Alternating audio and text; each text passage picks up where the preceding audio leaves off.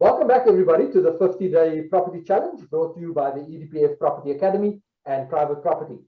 Once again, we welcome our friends Jared Ricketts and Matt L. Unfortunately, Matt L. Is not here yet, but she will join us shortly. And when she joins us, we will also talk to her about what she's done in week number 4. So this is now day 20 of our challenge.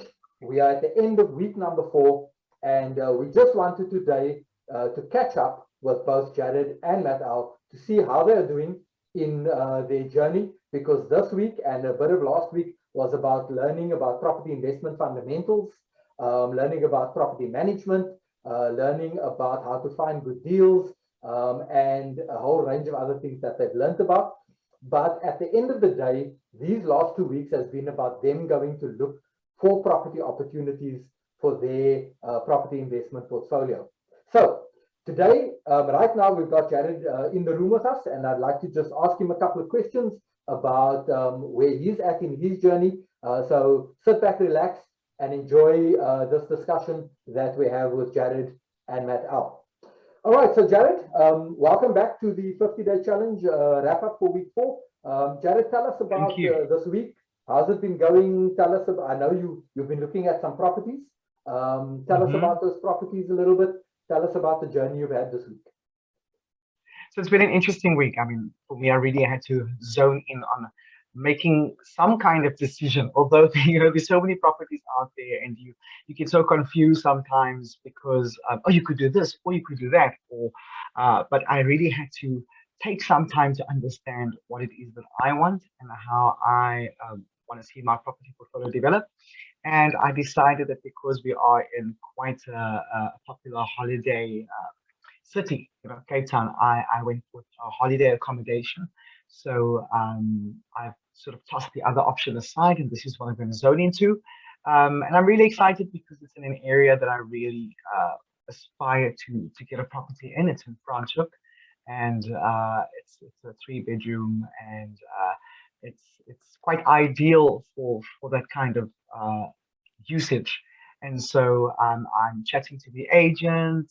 It's a different kind of buy altogether because it's part of I'm not even sure what the term is, but it's a close or its own little estate. And so the great thing, what I enjoy about it, comes with its own cleaning staff, if you could call it that. Comes with its own maintenance team. Of course, there's a levy, and I think for me and the lifestyle that I lead, it made a lot of sense because I don't always have the time to attend to those things, And so it seems like the right fit for me and where I'm at right now. So I'm quite excited to see. So guys, yeah, we're busy chatting with Jared here about his journey, and thank you, Jared, so far for what you've discussed with us and the catch up that we're doing. But I see Matt L has joined us, so I just would like to welcome Matt L to our wrap up for week 4. Welcome, Matt L, to week 4 wrap up. I'm hoping that you had. Hi. I know you've been extremely busy at the SABC doing recordings and stuff, but we will catch up with you right now as soon as we are done discussing with Jared. But do you want to maybe just say hello to the audience? Hi, everyone. Sorry I'm late, but rather late than never. Glad to be here. With your brandy braids. Yes. Yes. With the, we're from work. Yes. Got a job, getting paid. Yeah, getting paid for the change. Yeah. Yeah. All right, cool, man, guys. Okay, so Jared, we're talking about your property investment opportunities that you've identified. So you've gone through quite a number of opportunities, but you've decided to focus on a particular area, and that being sort of the Airbnb kind of scenario, where because we are in a tourist city being Cape Town, you've chosen the Franschhoek, general Franschhoek area. Because a lot of people enjoy going there. There's the wine routes and all of that sort of thing. So this property that you've identified, how far are you now in the journey in terms of finalizing the deal? Why is it that you chose this particular property? Tell us a little bit about the property itself. How many bedrooms? and what is it that you want to do with the particular property? Sure. So the property, where I'm in the process, but I'm chatting to the agent and viewed it. I'm going to go and view it again. But we are back and forth with just discussing a few things on the property. You know, the footsteps thing did pop up. So I had to just make sure that what I'm getting is what was advertised. And why I chose this property, as you just mentioned, all the amenities. It's about taking full advantage of the wine route in Cape Town, and not just foreigners, but even the locals within Cape Town love to spend a weekend there. So that's why I decided this is a better option for me. And I'm going to be just assessing the structure, making sure that everything is good. It's a 3-bedroom. It's a brick home. It's got a garden. It's got like as I've mentioned before, it's got the cleaning staff. It's got security. It's got maintenance staff. And so for the lifestyle that I lead, as mentioned, my wife and I, you know, it's quite suitable for us because we don't really have to have our hands on every single thing. You know, we also have an agent that is stationed within Township who will also be renting it out for us and making sure that you know, that side of the bookings is handled, because I can't imagine me having to go back and forth with emails and this is wrong and that is wrong. No, that's not me. I'm doing other things, and so I need someone who can do them. So it really suits. I think it suits where I'm at, but also I think it's really gonna define the kind of portfolio that I develop from here on out. So it almost sounds like you've made a decision. Looks like this is the property you're going to go for. Yes, and I'm crossing my fingers. It's a scary thing, Nigel, because yes, it's happening, and everything that we've discussed is now coming to the fore. But I've made my notes. I had my little notebook with me, and I'm asking questions left, right, and center. This property is on a farm, and so it does come with its own sort of individual set of what's the word? See, it's slipping my mind. But legalities and its own processes of how you purchase the property. And, so I'm learning. I'm learning, but right now it's making a lot of sense. Yeah. So one of the other things that we spoke about over the last couple of days is financing, and Yes. we've had many discussions, you and I, about how your income isn't really set because you're an artist and your income only comes when you actually perform. When you're Correct. not performing, there's no income. So with that, obviously it's difficult to show the bank that you have a consistent income in order for them to give you a bond. So tell us a little bit about how you're overcoming that problem, and whether our discussions about other people's money has helped you at all. Yeah, so fortunately for me, outside of music, I do have a couple of other businesses, and so there is an income coming in there, but the income sort of amount fluctuates. So there's not one set amount I make. Sometimes I make double, triple. You know, sometimes it's just the one business operating depending on the season and the need. Fortunately, for me, you know, my wife and I invest together quite often, and so she's tapping into her savings as well. And we're also going to be chatting to a few friends as well, if need be. But between the two of us, we are looking at how we can tap into other spaces as well. So I'm quite confident that we'll be able to do this. That's awesome. Listen, I'm genuinely, I'm holding thumbs for you, because Thank you I'm so really much. excited about this journey so far. I mean, only 20 days in, and you've already decided on the property that you want to buy. And in fact, as much as I can remember from last week's discussion, you actually have a second opportunity that maybe if we finalize this one, we can possibly even do a second one before the end of the 50 days. Is that? Who knows? Listen, listen, I'm just trying to pace myself. But if the opportunity arises, definitely, as we've mentioned throughout this course, I think it's important that we as young South Africans are able to tap into this market and really capitalize while we can. And while the market looks the way that it does, we are recovering from the pandemic. And so as much as prices are going up, it's quite slow. So now's the time, definitely. I agree with you fully. I mean, the fact that We sort of nearing the end of the pandemic. They sort of have this thing under control now. Prices are slowly starting to increase. And you don't want to get to a point where once the prices are at its peak again, you then want to jump in because now the prices are good. I want a piece of the pie. By that time, it's too late. So I think now is the ideal time. Just like you said, now is the ideal time for anybody who wants to get into the property space because the market is on the up. So I think if anybody is out there listening to us and wanted to or have been wanting to or wants to in the future invest in property, I would say now is the time because we are on the up in terms of the pricing and you don't want to get to it when it's too late.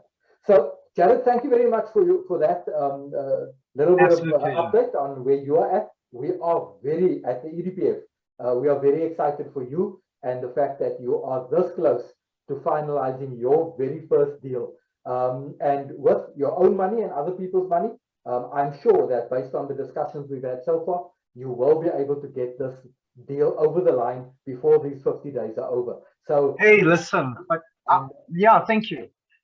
I just want to also add, what the public also has to understand is that, I am married, and so I have I would say, unfortunately, my wife and I both work, and so we do have dual income that can help unlock opportunities as well. And so I think, not for anybody else to get disheartened. This is something we can all do. And it's just a matter of looking at what you can afford. If you're just by yourself and you need to purchase something. And it doesn't have to be a grand property. It doesn't have to be a holiday accommodation. Start with an apartment that costs you 300,000 Rand, if you can afford that. And that's how you start. We all have different starting blocks. And so I don't think it's about comparing who's getting what. It's not about looking at other people and saying, hey, I'm not there yet. You're on your own journey and you're defining your own property journey. And so you have the luxury of deciding how you wanted to start. The way it looks now, in a couple of years, it's going to change. Your investments are going to work for you and you can unlock bigger and better opportunities. So I just wanted to share that with everyone as well. Some sage advice there from a novice in the property space. So the time that we spent together clearly has paid off. And I'm very glad that you've learned all these things in this very, very short space of time. But having spoken about starting out on a low base and not wanting to reach for the stars immediately, let's jump over to you, Matt Al, because that's basically what you've done. You have not reached for the stars and bought a 10 million Rand property. Not that you could afford it, but you decided to go in at a low base so that you can, number one, spread your risk, have a diversified portfolio, and be able to grow much quicker because you are looking at a lower end of the market rather than the very high end of the market. So your two properties, you've told us already a little bit about your two properties that you already own. Tell us now how you are faring in terms of your journey to get your third property. Tell us what you're looking at the moment and how far you are with deciding which property you want to buy.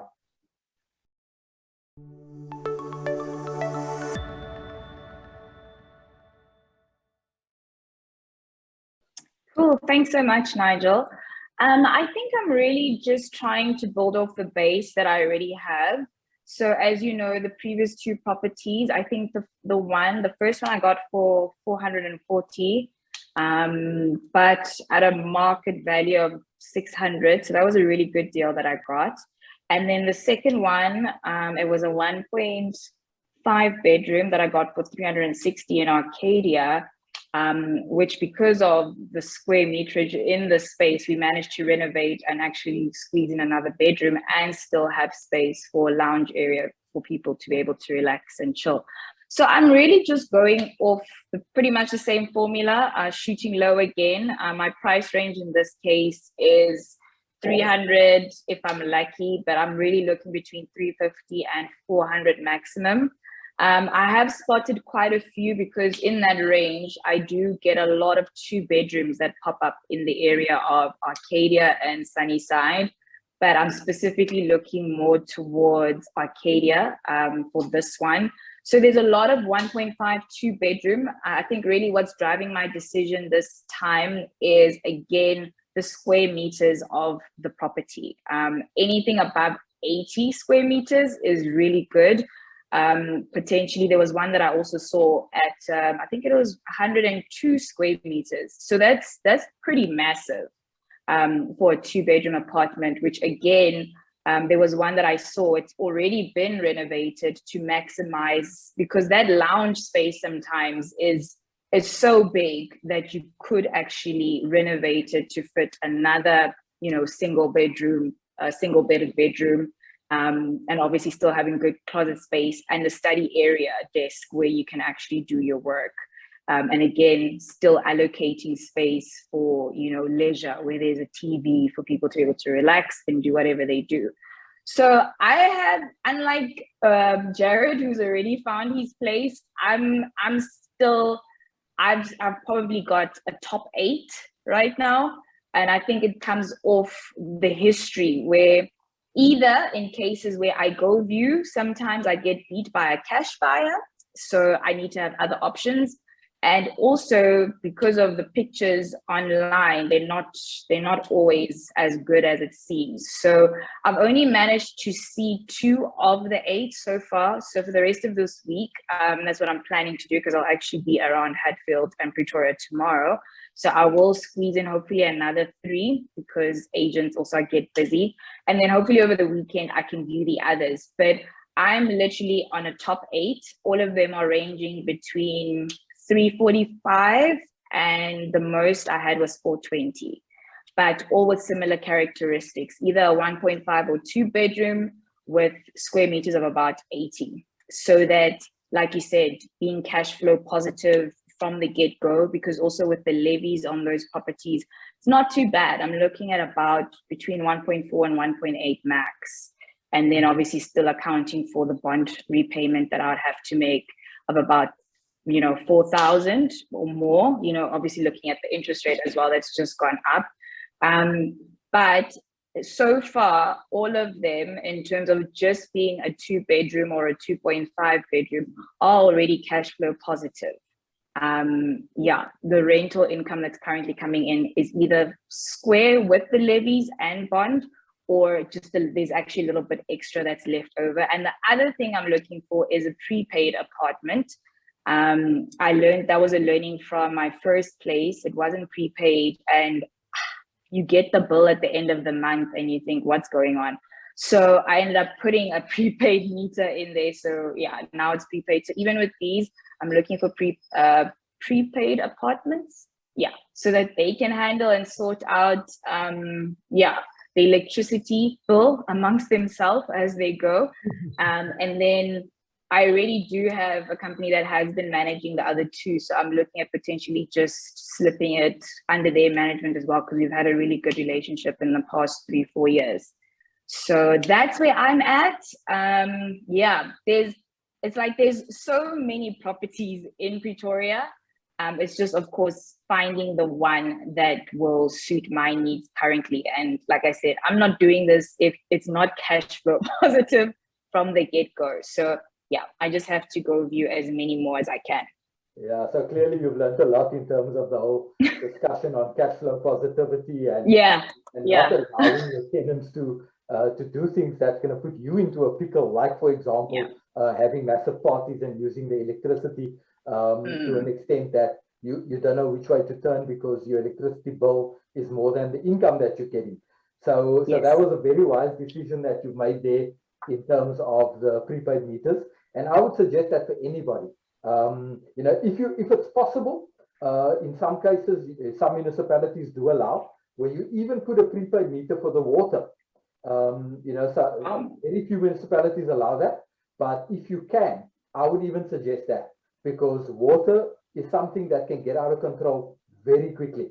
I remember a house that we owned not so long ago. We had just taken transfer of the property, and it in fact was a house that we lived in, and we moved into the property, and the first water and rates and taxes and all the other bills, municipal bills we received, was 125,000 rand in 4 months. And I nearly died. I was like, what is this? And we looked at it, and it was the water bill. And what had happened was there was a leak underneath the kitchen, and nobody knew about it, and the water was just seeping away down into the ground. And then by the time I got my bill, for the first time after 4 months, the bill was 125,000 Rand. So these things, you need to be very careful in terms of how you manage these things and make sure that you keep a handle on it. And the property management company is a very good way to do that because they know what to look for. So I'm very glad that both of you have decided, because of your busy schedules, to rather go with a property management company to look after your properties for you, because it is so difficult, even for somebody who isn't busy, to look after a property if you don't know what you're doing. Now, you guys are extremely busy. It's even worse because all of a sudden, things are happening at your property and you don't know about it. The water is leaking. Your tenant's not telling you because he doesn't care or she doesn't care. That they've got water, so it doesn't matter to them. And you're paying the bill, so they don't care. So it's good to have these management controls in place. And I'm very glad that from a property management perspective, and this week we learned from David Beatty how to manage our properties properly. I'm very glad that David came to speak to you guys about how to manage your property, because you guys have made that decision and said, you know what, this is too much PT for me, too much hard grafting. I'd much rather have my passive income and let a property manager look after it for me, because there's just so much work to be done. If you have the time, obviously, you'd want to get your hands dirty so that you can save that maybe 6, 7, even sometimes 10% property management fee. But I think personally, I don't look after my own properties because it's not worth it for the effort and the time. I'd much rather pay a property manager myself. So Matt Al, I'm very glad that you've been able to now reduce your number of properties that you're looking at, because I know you saw a lot of properties. Have been able to reduce that just down to 8. I'm very glad for you. And hopefully in the next week or 2, you'll be able to narrow that down to 1 or 2 and then make a final decision. And then once that is done, let me ask you this question off the cuff, because we never spoke about this beforehand. I know I spoke about it with Jared because he wanted to know about, funding the deal and so on. How are you going to fund once you make a decision? Let's say you found a property, it's 350,000 Rand. You've already got 2 properties.